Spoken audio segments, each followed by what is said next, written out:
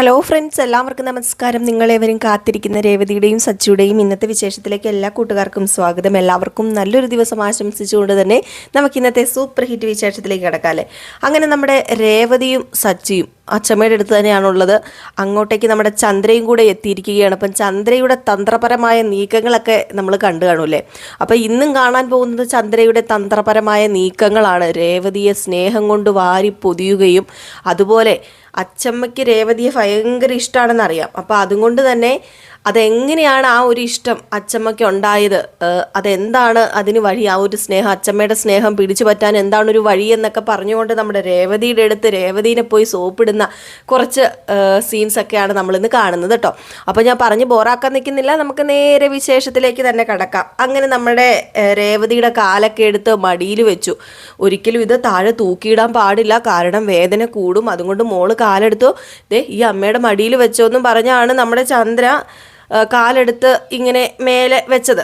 അങ്ങനെ ഇവരിങ്ങനെ സംസാരിച്ചുകൊണ്ടിരുന്നപ്പോഴത്തേക്ക് നമ്മുടെ മുത്തശ്ശി വന്നിട്ട്, കണ്ടില്ലേ നോക്കിക്കേ, നിന്റെ മരുമകളാണ് മരുമകള്, ബഹുമാനം കണ്ടോ, അവളെ അമ്മായിയമ്മ വന്നപ്പോൾ എണീറ്റത് കണ്ടോ, ഇങ്ങനെയുള്ള മരുമകളെ കിട്ടിയ നീ ഉണ്ടല്ലോ, പുണ്യം ചെയ്യണം, പുണ്യം. അതുകൊണ്ട് ഞാൻ പറയാ, നീ പഠിക്കുകയാണെങ്കിൽ ഇവളെ കണ്ട് പഠിക്കണമെന്നൊക്കെ പറഞ്ഞു. അപ്പോഴത്തേക്ക് പെട്ടെന്ന് നമ്മുടെ സച്ചി, ആഹാ അപ്പം അച്ചമ്മ പുണ്യം ചെയ്തിട്ടില്ല അല്ലേ? അല്ല, അതുകൊണ്ടാണല്ലോ ഇങ്ങനെ ഒരു മരുമകളെ കിട്ടിയത്. പിന്നെ നീ മിണ്ടാതിരിക്കുക, നിൻ്റെ അമ്മ വല്ലപ്പോഴും ഇങ്ങോട്ടേക്ക് വരുന്നത്, വന്ന് കഴിഞ്ഞാൽ അറിയാമല്ലോ, ഇതുപോലെയുള്ള കാര്യങ്ങൾ കേട്ടാൽ ദേഷ്യപ്പെട്ടിട്ട് ഇറങ്ങിപ്പോകും. അങ്ങനെയൊന്നുമില്ല, അങ്ങനെയൊന്നും ദേഷ്യപ്പെട്ടേ ഇറങ്ങിപ്പോവില്ല കേട്ടോ. ഇല്ലേ അമ്മേ, പോകത്തില്ലല്ലോ. എന്തു പറഞ്ഞാലും പോവില്ല എൻ്റെ അമ്മ, എന്തോ ഉണ്ടല്ലോ അതിന് പിന്നിൽ, അല്ലെങ്കിൽ ഇപ്പം ഇത് പറഞ്ഞപ്പോൾ പോകേണ്ടതായിരുന്നല്ലോ.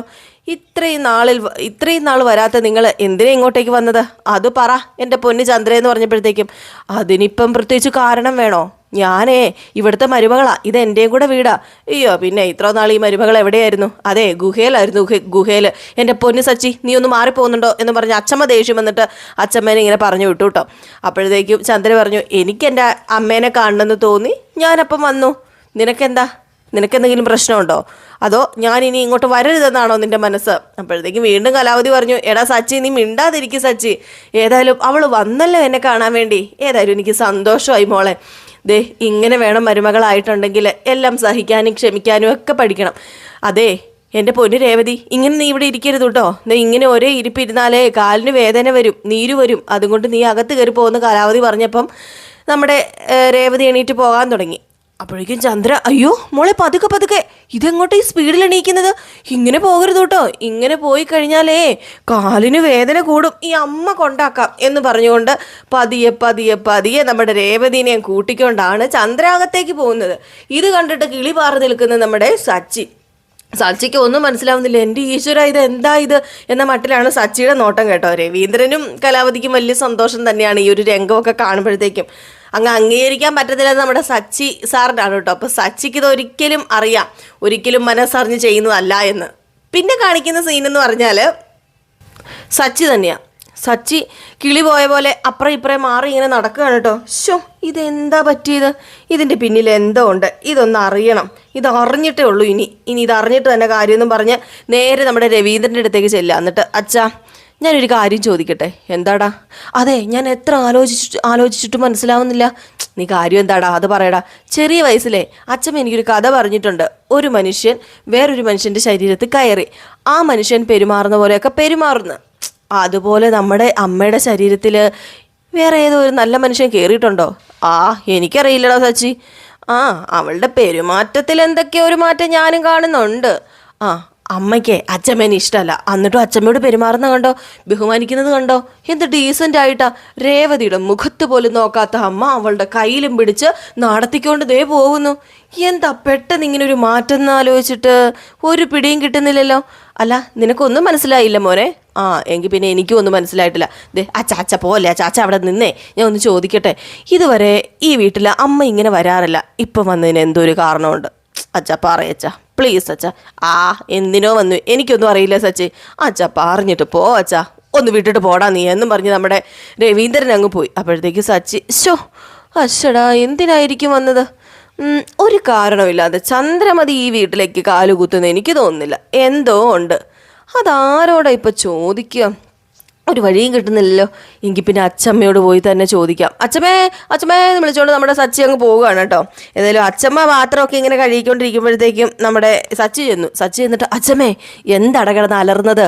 അതെ, ഒരാളെ കണ്ടിട്ടുണ്ടെങ്കിൽ അവരെങ്ങനെയാണെന്ന് പറയാനുള്ള കഴിവില്ല അച്ചമ്മയ്ക്ക്. പിന്നെ ഞാൻ മുഖം നോക്കി ലക്ഷണം പറയുന്ന ആളാണോ? ആളുകളുടെ ഉള്ളടക്കാനുള്ള കഴിവൊക്കെ അച്ചമ്മയ്ക്കുണ്ട്. എനിക്ക് ഒരുപാട് കഴിവുണ്ട്, നീ കാര്യം പറ. അതല്ല അച്ചമ്മേ, അമ്മ എന്തിനാ ഇപ്പം ഇങ്ങോട്ടേക്ക് വന്നത്? എനിക്കറിയില്ല. നിന്റെ അമ്മ വന്നത് എന്തിനാണെന്ന് എനിക്കറിയാമോ? എന്തൊരു കാരണമുണ്ട് അച്ചമ്മേ. എനിക്കറിയില്ലെന്നല്ലേടാ പറഞ്ഞത് എന്ത് കാരണമാണെന്ന്.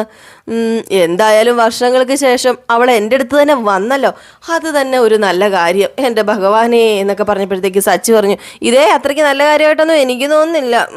ഒന്നും കാണാതെ ചന്ദ്രമതി ഇവിടെ വരില്ല.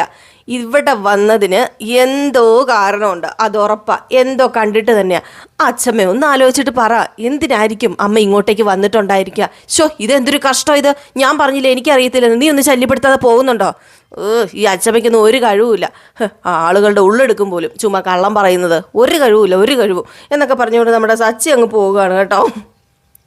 ഈ സമയത്ത് അവിടെ പാറുക്കുട്ടി നിൽക്കുകയാണ്. അപ്പം പാറുവിൻ്റെ അടുത്തേക്ക് ചെന്നിട്ട്, അതേ എനിക്കൊരു കാര്യം ചോദിക്കാനുണ്ടായിരുന്നു. എൻ്റെ അമ്മ എന്തിനാ ഇങ്ങോട്ടേക്ക് വന്നതെന്നറിയാമോ?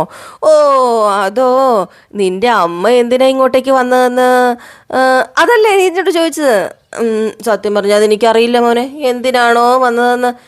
എങ്കിൽ പിന്നെ ആദ്യമേ പറഞ്ഞാൽ പോരെ, എന്തിനാ എന്നെ കൊതിപ്പിച്ചത് എന്ന് പറഞ്ഞപ്പോഴത്തേക്ക് നമ്മുടെ പാറക്കുട്ടി നിന്നൊരു ചിരിച്ചു കേട്ടോ. വീണ്ടും നമ്മുടെ സച്ചി അവിടെ തോറ്റുപോയി. അങ്ങനെ നമ്മുടെ സച്ചി വീണ്ടും, എന്തിനാ അവർ വന്നത്? കാരണം അറിയാതെ ഒരു സ്വസ്ഥതയും കിട്ടുന്നില്ലല്ലോ ഈശ്വര, ഒരു സമാധാനവും കിട്ടുന്നില്ല. ഇനിയിപ്പോൾ ഉറങ്ങാനും പറ്റില്ല. അല്ല പാറുവമ്മ CID അല്ലേ? എന്തിനാ അമ്മ വന്നതെന്ന് അന്വേഷിച്ച് കണ്ടെത്താനായിട്ട് പറ്റുമോ പാറുവമ്മയ്ക്ക്? നീ ഒന്ന് പോടെ ഒന്ന് സച്ചി. എനിക്കിവിടെ പിടുപ്പതി ജോലി കിടക്കുക. നീ ഒന്ന് പോയേടാ. നീ കിളുന്ത് പയ്യൻ എന്നാ സൂക്കേടാന്ന് അറിഞ്ഞില്ലല്ലോ എന്നൊക്കെ പറഞ്ഞിട്ട് പാറുവങ്ങ നമ്മുടെ സച്ചിനെ പറഞ്ഞിടാം. അപ്പോൾ സച്ചി, രേവതിക്ക് ഇനിയിപ്പോൾ അറിയാമോ? രേവതിയോട് ചോദിക്കാമെന്ന് പറഞ്ഞു. രേവതി എന്ന് വിളിച്ചിട്ട് രേവതിയുടെ പുറകെ ചെല്ലുകയാണ് കേട്ടോ. ഏതായാലും രേവതി ഇതേ സമയം കിടന്ന് ഉറങ്ങുകയാണ്. ഇതേ സമയം ഉറങ്ങുമ്പോഴാണ് നമ്മുടെ രേവതിയുടെ അടുത്തേക്ക് സച്ചി ചെല്ലുന്നത്. അങ്ങനെ സച്ചി പതിയെ ചെന്നിട്ട്, എടി രേവതി, നീ എന്തിനടി കിടന്ന് ഉറങ്ങുന്നത്? എണീക്കടി എന്ന് പറഞ്ഞു. എന്താ ഇത്, ആളെ പേടിപ്പിക്കുകയാണോ? എന്തിനാ ഇങ്ങനെ കിടന്ന് നിലവിളിക്കുന്നത്? അതേ ഒന്നുമില്ല. നീയേ ഭയങ്കര ബുദ്ധിശാലിയാണെന്നല്ലേ പറയുന്നത്? അതിനെപ്പോഴും ഞാൻ ബുദ്ധിശാലിയാണെന്ന് ഞാൻ പറഞ്ഞത്? അല്ല, നീ പറഞ്ഞിട്ടില്ല, അച്ഛൻ പറയാറുണ്ട്, അച്ഛമ്മ പറയാറുണ്ട് നീ വലിയ ബുദ്ധിയുണ്ട്, നിനക്ക് വലിയ ബുദ്ധിയുണ്ട്, മണ്ണാങ്കട്ടയുണ്ടെന്നൊക്കെ. മണ്ണാങ്കട്ടയോ? അത് ഞാൻ ആ ഒഴുക്കിനങ്ങ് പറഞ്ഞതാ. നീ ബുദ്ധിശാലിയാ, നീ വിവേകമുള്ളവളാ, എല്ലാ കാര്യങ്ങളെക്കുറിച്ചും നിനക്ക് നല്ല ധാരണയുണ്ട്. അതുകൊണ്ട് ഞാനൊരു കാര്യം ചോദിക്കട്ടെ, ഒരാളുടെ മനസ്സറിയാനുള്ള കഴിവ് നിനക്കുണ്ടല്ലോ. അതെനിക്കറിയാം നിനക്കുണ്ടെന്ന്. അതുകൊണ്ട് നീ പറ രേവതി. അതെ, നമ്മുടെ അമ്മയില്ലേ, അമ്മേനെ കണ്ടില്ലേ നീ? ആളാകെ അങ്ങ് മാറിപ്പോയില്ലേ? നിനക്കും തോന്നിയില്ലേ? നിന്നെ കൈ പിടിച്ച് നടത്തിച്ച് മുറി കൊണ്ടിരുത്തിയില്ലേ? ഇരുത്തി. അതിനിപ്പോൾ എന്താ? അതിന് എന്താണെന്നോ, നിന്നോട് അങ്ങനെ പെരുമാറാറുണ്ടോ എൻ്റെ അമ്മ? ഇല്ലല്ലോ. അമ്മയ്ക്ക് എന്താ ഇത്രയ്ക്ക് മാറ്റം വരാൻ കാരണം? അതെന്തായിരിക്കും? അവരെന്തിനായിരിക്കും ഇങ്ങോട്ടേക്ക് വന്നിട്ടുണ്ടായിരിക്കുക? എനിക്കറിയില്ല എന്തിനാ അവരിങ്ങോട്ടേക്ക് വന്നതെന്ന്. നിനക്ക് ബുദ്ധിയുണ്ടെന്ന് പറഞ്ഞവനെ ചവിട്ടണം. അത് അച്ഛനല്ലേ പറഞ്ഞത്? അപ്പോൾ അച്ഛനെ ചവിട്ടരുത്, അച്ഛമ്മേനെ ചവിട്ടരുത്. എന്നാലും എന്തിനായിരിക്കും അവർ വന്നത്? എന്തിനാ നിങ്ങൾ അതിനെക്കുറിച്ച് ആലോചിക്കുന്നത്?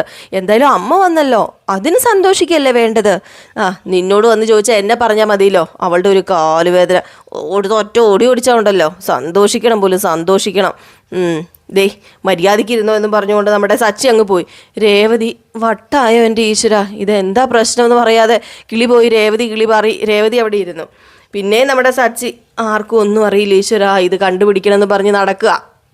പിന്നെ കാണിക്കുന്ന സീന് നമ്മുടെ ചന്ദ്ര ഇങ്ങനെ ഒരു സ്ഥലത്ത് ചെന്ന് നിന്നപ്പോഴത്തേക്ക് രവീന്ദ്രൻ, ഇതെന്താ നീ ഇവിടെ വന്ന് നിൽക്കുന്നത്? പിന്നെ ഞാൻ എന്താ ചെയ്യുന്നത്? എനിക്കിവിടെ പറ്റുമെന്ന് തോന്നുന്നില്ല. ഞാൻ പെട്ടെന്ന് തിരിച്ചു പോവുക. ഇവിടുത്തെ കാറ്റിന് പോലും ഒരു ചെളിയുടെ മണമാണ്. പിന്നെ നിങ്ങളുടെ അമ്മയുടെ എണ്ണയുടെ മണം, അത് നോക്കാനും വരും. അല്ല, നീ അമ്മയോട് കാശ് മേടിക്കാൻ വേണ്ടിയല്ലേ ഇങ്ങോട്ടേക്ക് വന്നത്? അത് നീ മറന്നോ? അല്ല, കാശിന് എണ്ണയുടെ മണം ഇല്ലല്ലോ. നിങ്ങൾ പെട്ടെന്ന് സുധിയുടെ കല്യാണക്കാര്യം പറഞ്ഞിട്ട് ആ കാശിങ്ങ് മേടിക്ക്. ഞാനെന്തിനാ കാശ് ചോദിക്കുന്നത്? ഞാൻ പറഞ്ഞല്ലേ ഞാൻ ചോദിക്കില്ലെന്ന്. നമ്മുടെ മകൻ്റെ കല്യാണ ആവശ്യത്തിന് വേണ്ടിയല്ലേ, എൻ്റെ മാത്രം മോനല്ലല്ലോ. നിങ്ങൾക്ക് ചോദിച്ചാൽ എന്താ കുഴപ്പം? ഈ ശ്രുതിക്ക് 10 പവൻ കൊടുക്കണമെന്നുള്ളൊരാഗ്രഹം നിൻ്റെ ആഗ്രഹമല്ലേ? അത് നിൻ്റെ സ്റ്റാറ്റസ്. അത് നിലനിർത്തണമെങ്കിലേ നീ തന്നെ അങ്ങ് പൈസ ചോദിച്ചാൽ മതി. ഞാൻ ചോദിച്ചാൽ അമ്മ കാശ് തരുമോ? അത് എന്നോട് ചോദിച്ചാൽ എനിക്കങ്ങനെ അറിയാം, എനിക്കറിയില്ല. ഇത്രയും കാലമായിട്ട് നീ അമ്മയ്ക്കൊരു ഫോൺ കോൾ പോലും ചെയ്തിട്ടുണ്ടോ? ഇല്ലല്ലോ. ഇങ്ങനെ പെട്ടെന്ന് പോയി കാശ് ചോദിച്ചാൽ അമ്മ എവിടെ നിന്ന് എടുത്ത് തരും? അമ്മ തരുമോ? അതെ, ഞാനൊരു കാര്യം പറയട്ടെ ചന്ദ്രേ, എൻ്റെ കയ്യിലൊരു ഐഡിയ ഉണ്ട് ഈ പണം മേടിക്കാനായിട്ട്. നീ രേവതീനെ കണ്ടിട്ടില്ലേ? അമ്മയ്ക്ക് അവളെ വലിയ കാര്യമാണ്, ഒത്തിരി ഇഷ്ടമാണ്. നീ ഒരു കാര്യം ചെയ്യ്, രേവതീനെ പോലെ ആകാൻ ശ്രമിക്ക്. രേവതി നല്ല മരുമകളാണെന്ന് അമ്മ എപ്പോഴും പറയാറുണ്ട്. അതുകൊണ്ട് രേവതിയെപ്പോലെ നീയും നല്ല മരുമകളാണെന്ന് പേരെടുത്താലേ നിനക്ക് അമ്മ കാശ് തരില്ലേ? നല്ല മരുമകളാണെന്ന് പേരെടുക്കാനോ? അതിപ്പോൾ എങ്ങനെ പറ്റും? രേവതീനെ കണ്ട് പഠിച്ചാൽ മതി, നീയും നല്ല മരുമകളാവും. ഞാൻ രേവതീനെ കണ്ട് പഠിച്ചാനോ? അതിനെ ഈ ചന്ദ്രമതി വേറെ ജനിക്കണം. അപ്പം നിനക്ക് കാശ് വേണ്ടേ? കാശ് വേണം ചന്ദ്രേട്ടാ, അല്ല സോറി രവിയേട്ടാ. അപ്പം പിന്നെ നീ ഞാൻ പറയുന്നത് പോലെ കേക്ക്. ഈ ഒരു വഴി മാത്രമേ എനിക്ക് ഞാൻ കാണുന്നുള്ളൂ. രേവതിയെ പോലെ നല്ല മരുമകളായിട്ട് നീ അമ്മയുടെ മനസ്സിൽ ഇടം പിടിക്കണം. ഇതൊക്കെ നടക്കുമോ രവിയേട്ടാ? നടക്കും, നീ ഒന്ന് ശ്രമിച്ച് നോക്ക് എന്ന് പറഞ്ഞു. എന്നിട്ട് നമ്മുടെ രവീന്ദ്രൻ അങ്ങ് പോയിട്ടോ. ചന്ദ്രയാണെങ്കിൽ ഭാമ പറഞ്ഞതുപോലെ എൻ്റെ ഈശ്വര, ഇതിപ്പം എങ്ങനെയെങ്കിലും പൈസ മേടിച്ചേ പറ്റൂ. അതിന് ഞാൻ ഇച്ചിരി താന്നാലും കുഴപ്പമില്ല. ഇനിയിപ്പോൾ അവളെപ്പോലെ എങ്ങനെയാകും എന്നൊക്കെ പറഞ്ഞുകൊണ്ട് അങ്ങ് പോയി. ഇതേ സമയം സച്ച് വീണ്ടും സംശയം കേട്ടോ, ഇത് എന്തിനാ വന്നതെന്ന് അറിയില്ലോ. അങ്ങനെ നേരെ രവിയുടെ അടുത്ത് പോയി ചോദിക്കുക, എനിക്ക് പിടികിട്ടി എന്തിനാ വന്നതെന്ന്. അതെ, അമ്മയ്ക്ക് എന്താ രോഗം? സത്യം പറ. സാധാരണ ഈ വില്ലന്മാരൊക്കെ പാവങ്ങളാകുന്നതൊക്കെ കണ്ടിട്ടില്ലേ സിനിമയിൽ? അത് ഈ രോഗം വരുമ്പോഴല്ലേ. എൻ്റെ അമ്മയ്ക്ക് എന്താ മാരകമായ രോഗം? എൻ്റെ അമ്മ എപ്പോഴാണ് മരിക്കുക? നിർത്തിയിട്ട് പോടാവുന്ന. നീ എന്താ ഈ പറയുന്നത്? അല്ല, അമ്മയ്ക്ക് രോഗമൊന്നുമില്ലേ? നിൻ്റെ അമ്മയ്ക്ക് ഇപ്പം തൽക്കാലം ഒരു രോഗമില്ല. രോഗം നിനക്ക് നല്ല മുഴുത്ത വട്ട്. അതെ, നെല്ലിക്കത്തളം വയ്ക്കാൻ സമയമായിന്നാ തോന്നുന്നത്. നീ മര്യാദയ്ക്ക് പോകാൻ നോക്കാൻ പറഞ്ഞു. ഏതായാലും അവിടെയും സച്ചിയുടെ പിടി പോയിട്ടോ. പിന്നെ കാണിക്കുന്ന സീൻ എന്ന് പറഞ്ഞിട്ടുണ്ടെങ്കിൽ നമ്മുടെ ചന്ദ്രയാണ്. അപ്പോൾ രേവതി ഇങ്ങനെ ഇരുന്നപ്പോഴത്തേക്കും ചന്ദ്ര രേവതിയുടെ അടുത്തേക്ക് ചെല്ലുക. അങ്ങനെ ചന്ദ്ര, അയ്യോ മോളെ വേദന എങ്ങനെയുണ്ട്? മോൾ എണീക്കൊന്നും വേണ്ട കേട്ടോ, ഇരിക്കിരിക്കിരിക്ക്. വേദന കുഴപ്പമില്ലമ്മേ. അയ്യോ മോളെ കാലിങ്ങനെ തൂക്കിയിടരുത്. കാലൊരു കാര്യം ചെയ്തേ, കാല് മേലെ വെച്ചേ, മേലെ എടുത്ത് വെക്കുക, കട്ടിലിൻ്റെ മേലെ വെക്കാൻ പറഞ്ഞു. സാരമില്ലമ്മേ, ഞാൻ ഇങ്ങനെ ഇരുന്നോളാം അമ്മേ എന്നിങ്ങനെ രേവതി പറയുക. അപ്പോഴത്തേക്കും ചന്ദ്ര, അത് വേണ്ട, കാലിങ്ങതാ, ഞാൻ എടുത്ത് വെക്കാം. അയ്യോ വേണ്ടമ്മേ. അയ്യോ വേണം മോളെ, മെല്ലെ കാല് കയറ്റി പൊക്കത്ത് വെക്ക്. ഇങ്ങനെ വെച്ചാൽ മതി, പിന്നെ വേദന കുറയും. അതെ, ഞാൻ മോളോടൊരു കാര്യം ചോദിക്കാൻ വേണ്ടി വന്നതാ. എന്താ അമ്മേ, എന്താ ചോദിക്കാനുള്ളത്? ചോദിച്ചോ. ഇതൊക്കെ നീ എങ്ങനെ സംഘടിപ്പിച്ചു മോളെ? അല്ല, എനിക്ക് മനസ്സിലായില്ലമ്മേ. അല്ല, നിനക്ക് നല്ല മരുമകൾ പട്ടം കിട്ടിയിരുന്നല്ലോ, അതെങ്ങനെയാ സംഘടിപ്പിച്ചതെന്നാണ് ഞാൻ ചോദിച്ചത് എന്നിങ്ങനെ ചോദിച്ചപ്പോൾ രേവതി ഒന്ന് നോക്കിയിട്ടോ.